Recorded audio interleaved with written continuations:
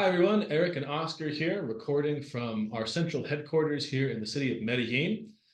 We had a comment on our previous video saying that our background wasn't real. So we got our very real background here. That's really Medellin back there. That's the Milla de Oro, the financial district of Medellin. So as the many lot owners and stakeholders who have visited this office and been in this conference room probably know, we're really here. This is really our office, and we're here getting it done in Colombia.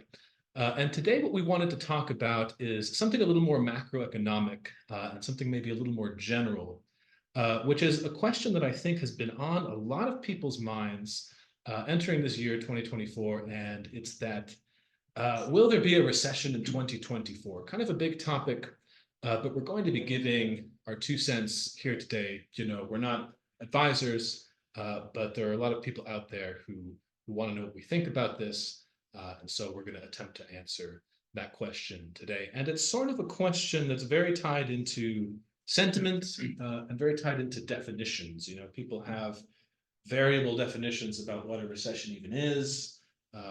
Generally, it's defined as 2 quarters of negative GDP growth.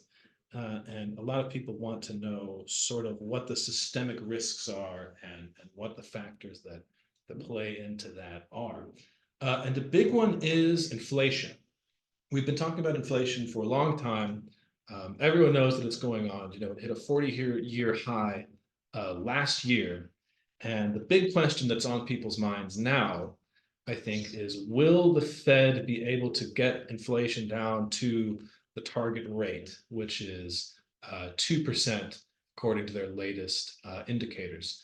So, you know, the tools that they have to do that, as far as interest rates and the cuts that the market expects to see, you know, I guess my first question is, well, what's your perspective on that? Do you think that the Fed will be able to control inflation and bring us to this mythical, in my opinion, mythical soft landing scenario that people are talking about?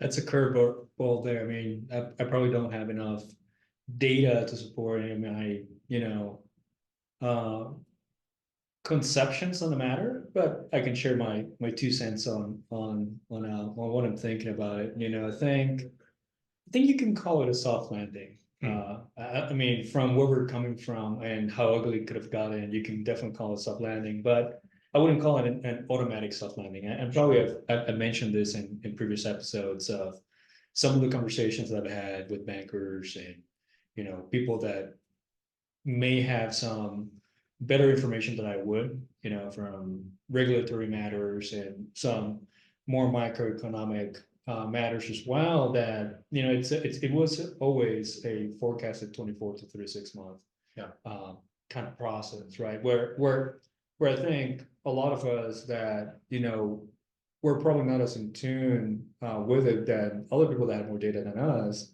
Would start comparing a lot of what was happening back in 2008. My personal view on the matter is that, I mean, both inflation environments are very different in nature, right? What was fueling inflation back in 2008 is quite different to what's fueling inflation now. I think a lot of what's fueling inflation now is the jamming of the over stimulation of the money printing back in 2020, 2021, which is a lot of what's happening now. And sure, you had a lot of that back in 2006, 2007, 2008, but now you have a lot of supply chain and the productivity portion of the world economy.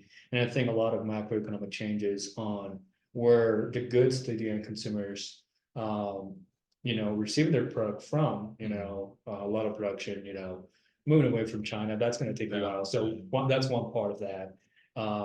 Even ourselves, a lot of the production that historically has been coming from Mexico, other places, not coming from countries like Colombia. So it's kind of getting spread around. I think it's a great strategy for the U.S. So I am optimistic, but definitely not a kind of like and you'd have to check my English in this one or check my numbers in this one. But if you go back to 2008, I think it was federal inflation was up to 7-8% at the time.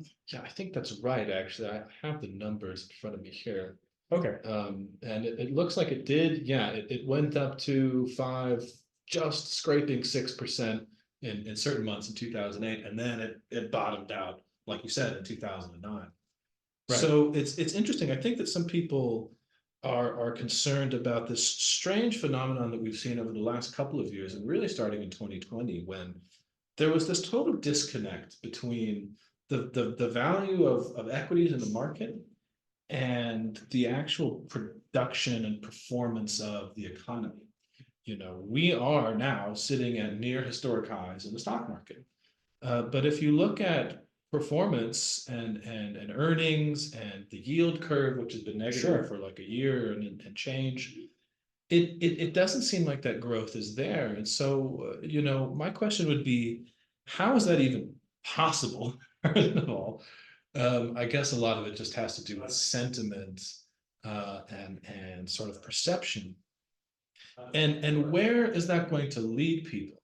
Because we, as you know, we had our annual survey, which is still sort of ongoing.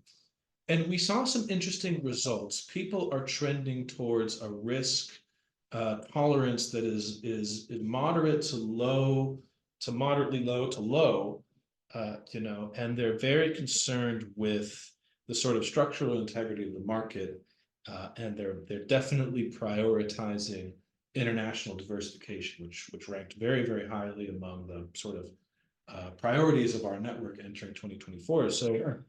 how do you see that evolving, just in terms of this disconnect between the value in the market and the actual performance of the economy, and where do you think that's going to lead people, as we move into the dog days of 2024? Sure, sure. So look, I mean, the results are not surprising to me from the surveys. I think that, I mean, that's a lot of we've been seeing coming. The coupling of the market with the actual results of companies has been there. And that's the very reason why we're doing what we're doing. We want to be able to diversify away and be really into hard assets. And I think that's the same for a lot of people out there. People are looking to be able to diversify and be able to hold hard assets. And they're not people that are not being emotional about the numbers that are being displayed, to understand that it's a long-term game, and I think it's also the same thing with the stock market.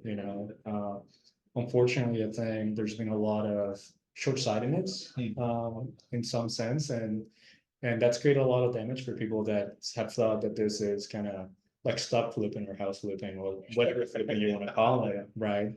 Where at least I think people that are probably we're more in tune with how the stock market works, have always been about long term.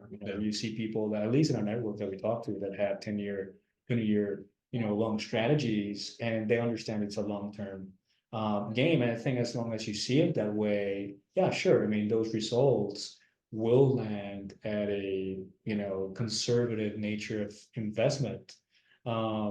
With the returns that you're seeing from the stock market for the last, 10, 20 years that range in single digits, right?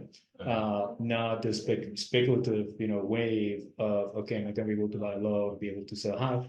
And if you're in today trading, I guess that works, but, a lot of people that are looking into it, into what we're doing, and a lot of people that share the nature of, a lot of the reasons what we're doing, share that conservative nature and the nature of hard assets and the value that hard assets have, especially farmland, or correlatable assets like farmland that are truly productive. It's there, it's not going anywhere. There's a true nature of consumption and a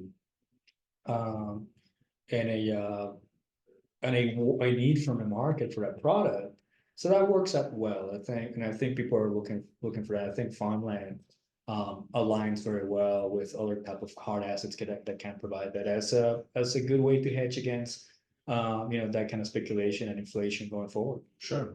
Because we're still going to be in a high inflationary environment. Yeah. And I think I didn't kind of finish that out regarding inflation. I think, anything north of 3% is still going to be high. We closed at 3.4 just now, so it looks like we're kind of going into the green territory. But if you average out during the last 5 years, we're still at a high average, right? For sure. And that's what you're kind of fighting against too. And I believe that the overall objective for the US now, for target 2024 is to achieve a 2%, which I think it's feasible, right, with everything that's going on. And I think that will take us to that potential soft landing into 2025, 2026, 2026. Sure. Well, I think you made a great point, which is that the soft landing is still sort of a landing.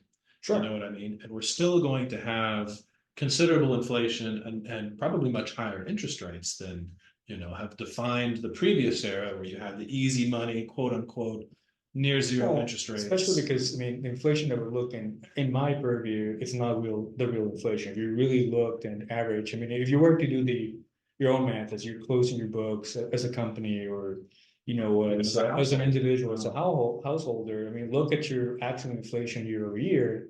I mean, it's way higher, right? I mean, you're looking probably a double, if not more, than what it was reported for the year end of the US, right? Sure. So I mean, people that I've been talking to are reporting, 6, 7, 8% inflation from the previous year, same type of kind of trailing consumption.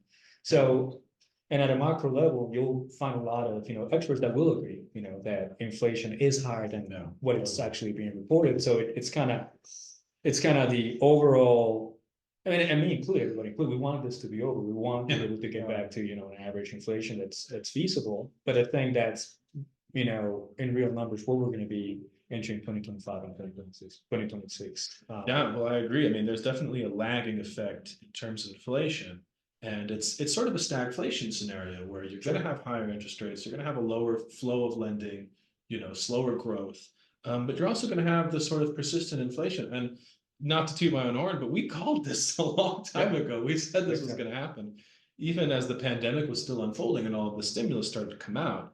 Well, it was one of the big concerns, right? And we saw it. We saw how, with inflation, we saw how, a lot of the produce started, skyrocketing. It was challenging, but at the same time, the produce, cost and the produce appetite is there to be able to back that inflation hedging. So I think we're in the right place at the right time.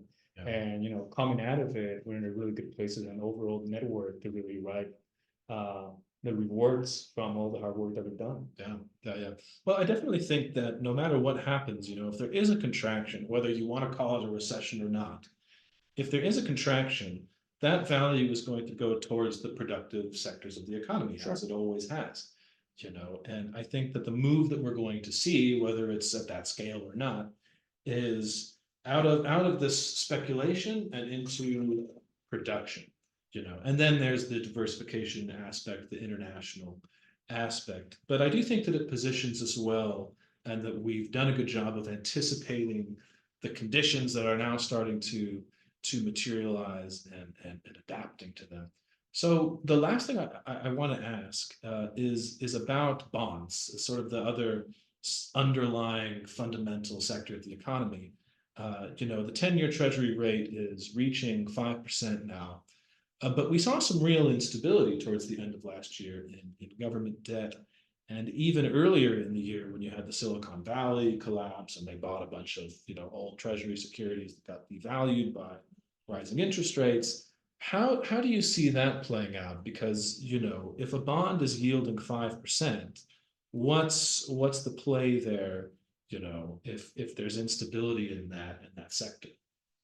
Sure. Look, I mean, bonds are the go-to when there's instability like what we've seen in the last year and a half, right? And I think a lot of people will be going to that, but also looking to diversify. I think it's a good moment for bonds, and I think everybody is kind of chasing their attention for now, right? It's a moment, right? Yeah. I mean, if you're asking me now, bonds are the thing right now, right? I mean, we'll see in a month, 2 months, 3 months. It's something I think based on the targets that they have for this year are bound to change pretty drastically. So, I've been in, I mean, I'll just give you my personal perspective on that, my personal experience. We've gotten hot about bonds in the past, and you think it's great at the moment and you're locked there for whatever period of time you're locking yourself up to, and then you think it's not so great, right? Or sometimes it is great. So it's like anything. I mean, I'm not a bonds expert by any means. It's something that at least in my experience has been very momentary. It's like, oh, it's hot now, it's great. And you get your mom calling and telling, hey, there's your money bonds, everything's going to go. type of thing. Yeah, And that's at least that's what I've seen, transpire Yeah. in the past. So it's momentary, right? Yeah. And ultimately, I think people should chase that when they can, if they have that concerted nature to be able to lock for whatever period they're looking for.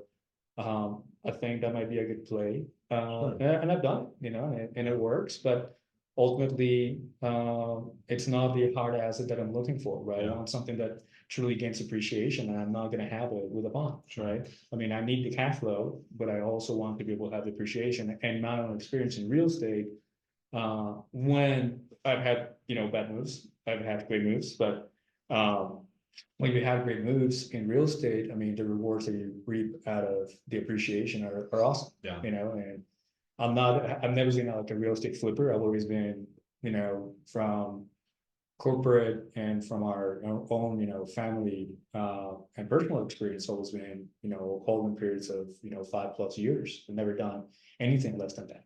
Yeah. And it's also, in some sense, it's based on sentiment, because it's there is now starting to be an aspect of international faith in the United States as sort of the global leader in geopolitical and in currency terms. And what you're seeing is a lot of countries going to BRICS, Sure. a lot of divestment from government bonds. And so the idea that it's this surefire, 100% secure thing seems a little shaky to me now. And so I think that's going to be a factor in people's decision making. But Absolutely. I want to wrap it up there. I know there are a lot of big topics that we cover that I'd love to go into more detail on, but I think we'll just leave it there for now. I'm going to be taking some excursions to the farms, so we'll hopefully have some exciting content coming out of that region soon. So I hope you all stay tuned for that. And from all of us here at Farmfolio, thanks, and we'll talk to you soon.